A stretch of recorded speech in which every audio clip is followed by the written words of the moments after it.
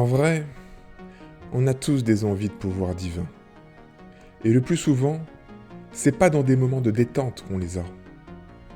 Qui ne s'est pas dit, en sortant de chez lui pour aller à un rendez-vous prévu à 8h, alors qu'il sortait de chez lui à 7h65, que ce serait magnifique de pouvoir ralentir le temps, l'arrêter, le faire revenir en arrière. En tout cas, moi, je sais pas pour vous, mais j'ai toujours eu ces hallucinations fugaces, impossibles à réaliser, enfantées par mon esprit enfiévré par les besoins du quotidien. Et si je vous disais que vous avez réellement des super pouvoirs de ce genre? Et si je vous disais que la Terre entière est dans la paume de votre main? Il fait beau et vous voulez que le soleil se couche plus tard? Eh bien vous le pouvez. Ou comme moi, vous vous êtes couché un peu tard et vous auriez aimé que la nuit se prolonge un petit peu? Eh bien, vous pouvez aussi. Salut, c'est Boussole sous Polochon et je vous propose aujourd'hui de découvrir une partie des mystères du temps. Une panne de réveil, ça peut arriver à tout le monde.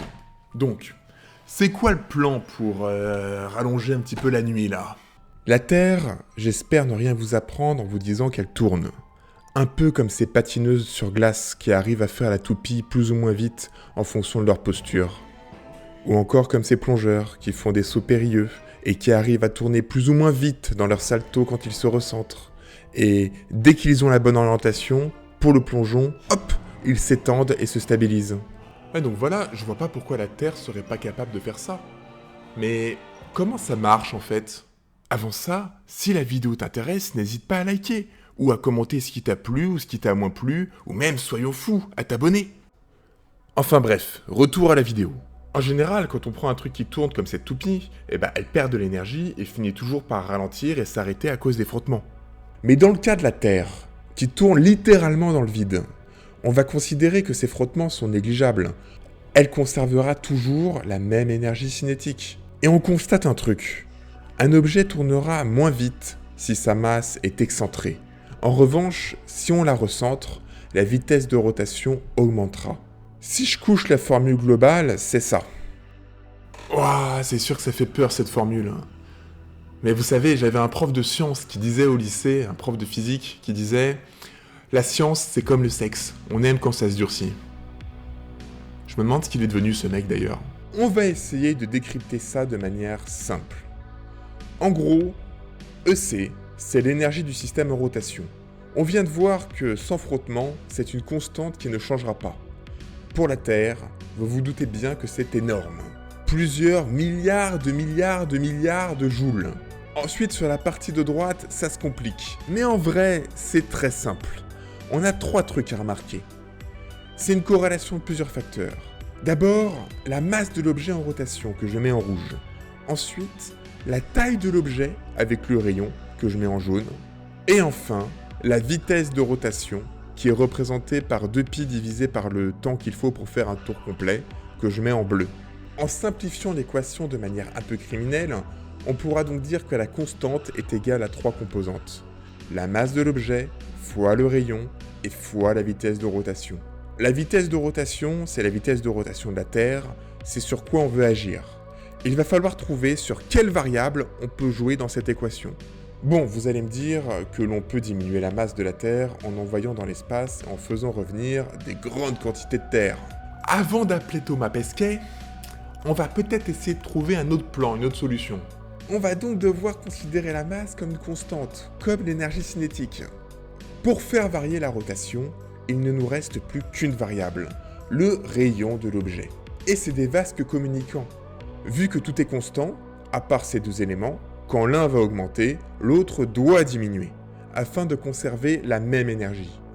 Ainsi, lorsqu'on augmente le rayon d'un système en rotation, la vitesse va forcément diminuer, et vice-versa. Et pour faire le test, pas besoin de faire des sauts périlleux ou du patinage sur glace. On peut le faire rien qu'avec une chaise de bureau. Si on se met à tourner dessus, on tournera moins vite en étendant les bras et les jambes. A l'inverse, en ramenant les membres le plus proche de soi, on devrait accélérer. Donc, si je veux que la Terre ralentisse la nuit, il faut que j'augmente son rayon. Attention, il faut que je fasse un truc réversible, car il faut que la journée, je diminue son rayon pour qu'il fasse nuit plus vite, afin que je puisse retourner au lit et dormir plus, quoi. Une manière d'augmenter son rayon artificiellement serait de déplacer une masse vers le haut. Je suis au 5e étage de mon immeuble. Et si je remplissais ma baignoire d'eau quand je vais me coucher pour ensuite la vider le matin, est-ce que ça ferait l'affaire? Si je faisais ça, la nuit augmenterait de quelques attosecondes. Donc un attoseconde, c'est un milliardième de seconde. Je suis pas sûr que ce soit très rentable en fait. Mais bon, vous voyez, je vous ai pas menti. On a le pouvoir, nous autres humains, de ralentir la rotation de la Terre. Je vais vous prendre un exemple un peu plus percutant que ma baignoire. En Chine, ils ont le barrage des Trois Gorges, plus grosse centrale électrique du monde. Ce machin, c'est 40 milliards de mètres cubes d'eau. C'est quasiment la contenance du quart de la mer Morte qu'ils ont en réservoir. Bon, inutile de vous dire qu'avec ma petite baignoire, je suis vraiment un petit joueur. D'ailleurs, quand ils ont bloqué toute cette eau, ça a inondé 600 km² de territoire en amont. C'est 6 fois la surface de Paris intramuros qu'ils ont mis sous l'eau. Près de 2 millions de personnes ont été déplacées. Et inutile de vous dire que s'il y a un problème et que ça pète, c'est une population de 75 millions d'habitants qui se retrouve submergée, plus que toute la France. Au lieu de laisser l'eau s'écouler jusqu'à l'océan, ils l'ont maintenue dans les hauteurs. En surélevant cette masse, ils ont retardé la rotation de la Terre de 0,06 microsecondes par jour. Bon, vous allez me dire 0,06 microsecondes, quand on le convertit en secondes, c'est pas forcément grand chose pour un édifice pareil. Ouais, c'est pas ouf. Mais si je vous disais que nous autres humains, on est allé encore plus loin, on a réussi à faire un truc qui a impacté la rotation de la Terre de 0,6 millisecondes par jour. Ok, comme dit comme ça, c'est pas dingue, mais c'est 10 000 fois plus qu'avec le barrage des Trois Gorges. Pour réaliser cet exploit, je vous arrête tout de suite. On n'a pas construit de barrage de la taille de la Méditerranée.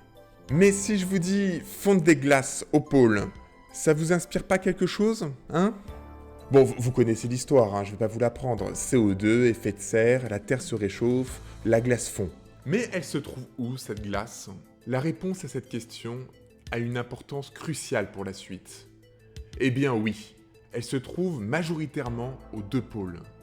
Avant sa fonte, c'était de la masse dont le positionnement était très proche de l'axe de rotation. Et où allait étaler toute cette eau? Eh bien, un peu partout, de manière homogène, y compris sur des zones très proches de l'équateur. Voilà, c'est exactement comme une danseuse qui étend ses membres lors de la rotation. Et bim, même résultat. Ça a ralenti la rotation de la Terre de 0,6 millisecondes.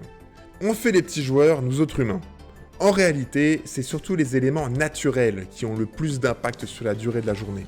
Les éruptions volcaniques font remonter d'énormes quantités de roches, au point parfois de créer de gigantesques îles. Et bim, ça ralentit aussi la Terre. Mais l'inverse peut aussi se produire.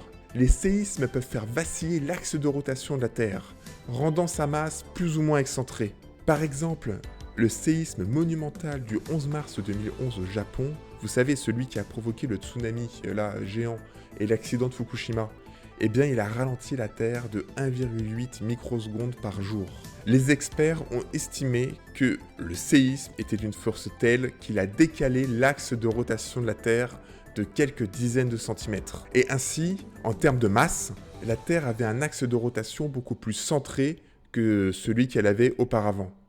Bref, on a vu qu'il y a des choses qui font accélérer, d'autres qui font diminuer la vitesse de rotation de la Terre. Mais la tendance générale, c'est plutôt que la Terre ralentit, avec un tour complet qui ferait un peu plus de 24 heures réelles. On a donc des spécialistes de ces questions temporelles qui sont chargés de vérifier que ce qui est indiqué sur nos réveils matins ne déconne pas trop avec la rotation réelle de la Terre. Ces gardiens du temps, on les appelle des chronométristes. J'avoue que chronométriste, on dirait un peu un nom de sorcier mage dans une aventure fantastique. Mais c'est vraiment comme ça qu'ils s'appellent.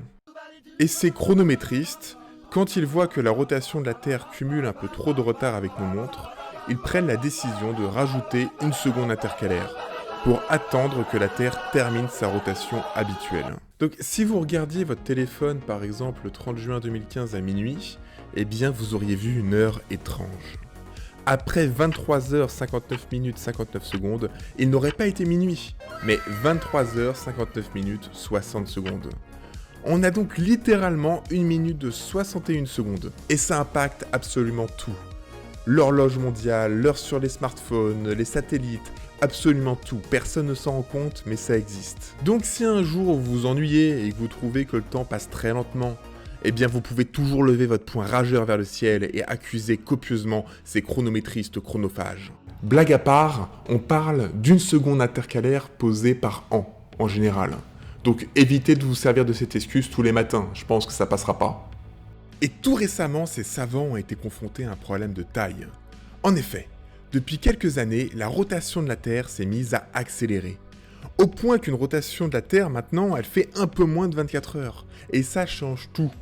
Au lieu de rajouter des secondes intercalaires pour attendre que la Terre finisse sa rotation, ils se sont rendus compte qu'ils allaient devoir retirer des secondes pour rattraper la Terre qui s'emballe. Et ça a l'air de rien, mais c'est beaucoup moins facile à réaliser. Rajouter une seconde, c'est relativement indolore. C'est globalement une seconde de plus. La marche du temps est toujours vers l'avant. Ça ne change pas la conception du temps pour nos ordinateurs. Mais retirer une seconde, c'est quelque part demander à nos ordinateurs de remonter dans le temps d'une seconde. Vous imaginez les transactions bancaires qui plantent parce qu'elles ont eu à gérer 2 opérations à la même seconde, alors que ça n'aurait pas dû l'être? Les protocoles qui foirent car les synchronisations ont échoué provoqueraient des tonnes de bugs. Certains experts ont qualifié ce retrait de secondes de potentielle mise à mort de notre Internet tout entier. C'est peut-être pour ça que les big boss d'Internet, les GAFAM, Amazon, Microsoft, Meta, tout ça, ils ont demandé aux sorciers du temps de ranger leurs baguettes car les secondes intercalaires pourraient provoquer plus de mal que de bien. Bon voilà, on arrive à la fin de la vidéo et je dois vous avouer un truc. J'ai menti sur quelque chose. On est fort le salaud. Mais pour ma défense, c'était dans un but de simplification. Je vous ai dit que la Terre ne perdait pas d'énergie cinétique, à part quelques fluctuations qu'on a vues ensemble. La journée resterait donc toujours à peu près 24 heures, grosso modo. Mais sachez que la Terre perd de l'énergie. Du temps des dinosaures, la Terre tournait plus vite, et la journée ne comptait pas 24 heures, mais moins de 23 heures. Si on remonte à un peu plus d'1 milliard d'années, la journée ne faisait que 19 heures. À quoi est due cette perte? Finalement, la Terre ne tournerait peut-être pas dans le vide. Y aurait-il des frottements? Nous le verrons dans une prochaine vidéo de Boussole sous Polochon.